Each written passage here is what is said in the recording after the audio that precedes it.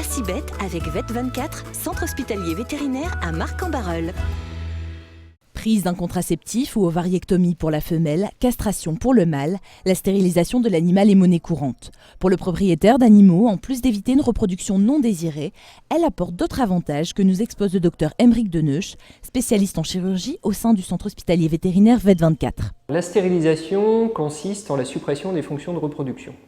Elle peut être soit chimique et fait appel dans ce cas-là à des médicaments, soit chirurgicale et fait appel à une intervention qui a pour but de pratiquer l'ablation des gonades, c'est-à-dire soit les testicules, soit les ovaires. La stérilisation chirurgicale est recommandée pour deux raisons. La première raison, c'est qu'elle assure la pérennité de l'acte. Et la deuxième raison, c'est qu'elle évite certains effets indésirables majeurs de la stérilisation médicale. Un des inconvénients qui est souvent souligné consiste en la prise de poids.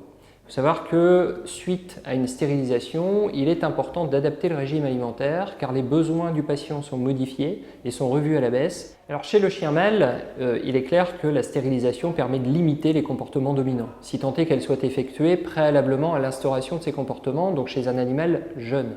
Chez la femelle, la stérilisation permet de prévenir nombre de maladies, maladies de l'appareil génital, donc maladie des ovaires, de l'utérus et aussi de l'appareil mammaire. La stérilisation idéale est la stérilisation la plus précoce possible, à partir du moment où on veut supprimer l'activité hormonale.